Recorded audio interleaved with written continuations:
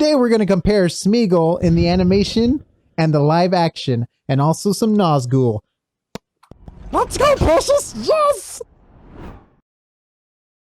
By the way, guys, we've covered this movie in depth from the very beginning up to now, and we're going to go all the way to Helm's Deep at the end. So subscribe to stay updated. We did Gimli. Which one's Gimli? To the weird animated walk cycles of the Nazgul. It's been such a great adventure, I want to say, because journey. It's like it's a journey. Yes. Oh, now we're going to jump into it. But first, John's going to read some comments. Quickly becoming my favorite segment.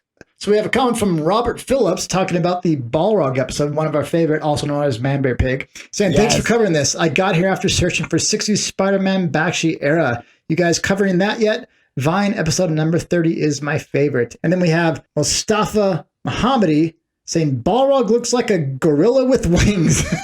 That's pretty good. He's not wrong.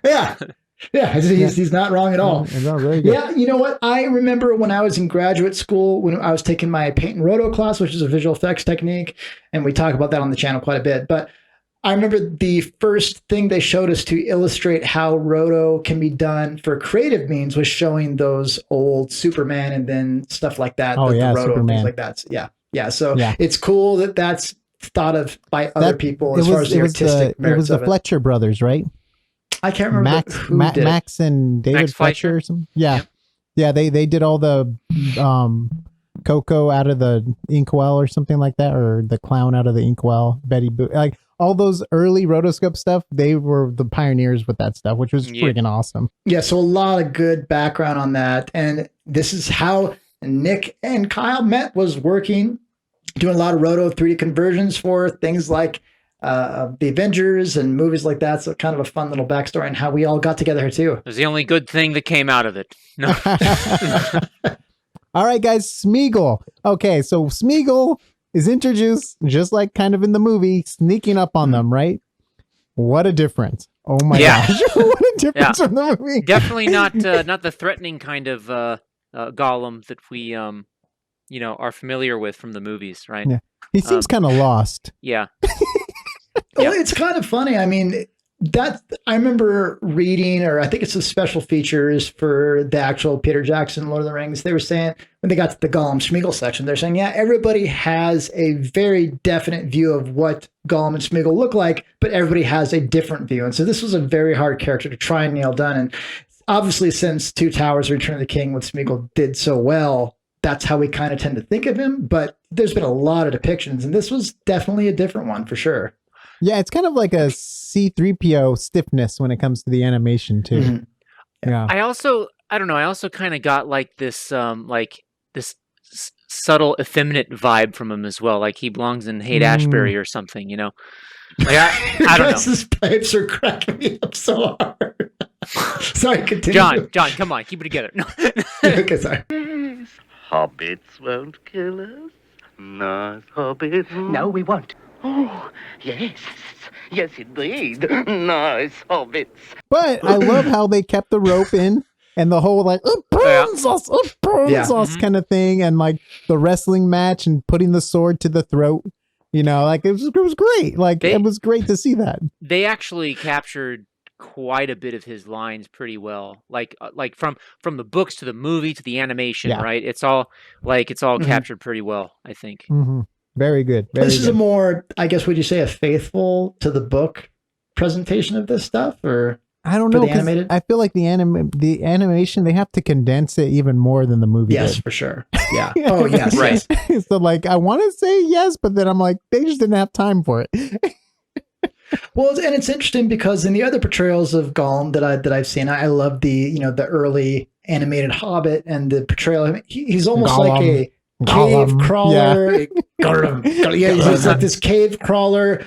Doesn't walk upright almost. No. But and then obviously the Peter Jackson is kind of like that as well. But here there's a lot of scenes where he's just up walking like a regular. I'm like, wow, this is, you know what though? It's probably the reference. Evolution of man. It's probably the reference animation because a lot of this is based off of Roto and like referencing and stuff. So just had a guy walking around. Yeah. That's true. I wonder if that's why they drew him like that, so animated and moving around a lot, because probably because I'm like, because I looked just like his thighs, his gams are really thin, right? I'm like, okay, they obviously didn't use a real life person for this, especially how emaciated he is. They had to do it. They had to come up with a lot of stuff on the roto, right? So so like I was just thinking, I'm like, maybe the line work was so shaky or something because they had to go off roto so many times that it's like, well, he keeps on moving a lot, so that's going to work to our advantage, right? Let's, I don't know. Yeah, or they just use the roto as a guide, like just for his movements, because he seemed very stiff, like it was like an actor. Like it definitely was an actor for sure. Yeah. And then what's so cool is they have a flying Nazgul in the movie, just like in the books and just like in the live action. And gosh, I was a fan of the stylized Nazgul. I loved how evil he looked, and I loved the winged beast because it was like a dinosaur. Yeah, it looked like a pterodactyl. It was like a pterodactyl, exactly. Yeah, I was loved like, it. this is. It reminded me of this old cartoon. It was only for like a season or two. It's called Thundarr the Barbarian, where it was basically a mix between Conan the Barbarian and Star Wars. He had a light sword, but it was basically a lightsaber. And it had a lot of prehistoric, like post-apocalyptic stuff. It totally reminded me of that. The old Hanna-Barbera cartoon type stuff. Or like a heavy metal album cover. Yes, heavy metal is actually an even better example. Totally metal. My wing beast, you know what I mean? Like rock and roll, baby. Let's start the label. Let's do it. It's like, I didn't think about that, but that's straight off almost the poster for heavy metal, that pterodactyl looking deal. Yeah, with like with the Witch King on top and everything. Come on, dude, rock and roll. But man, I thought they did such a good job with the creepiness and scariness of the Nazgul beast flying around. I was just like, yes. I almost liked it more than the live action version. Because the live action version, like we learn right away they suck at fighting and they can catch fire and they're like terrible, right away. So there's not like as big as like fear, you know what I mean? It's like, well, just wave a little torch at these guys or a lighter and these guys are done for. But like it was so scary in the animation, I want to say, just with the winged beast and the creepiness. Yeah. It looked more spectral.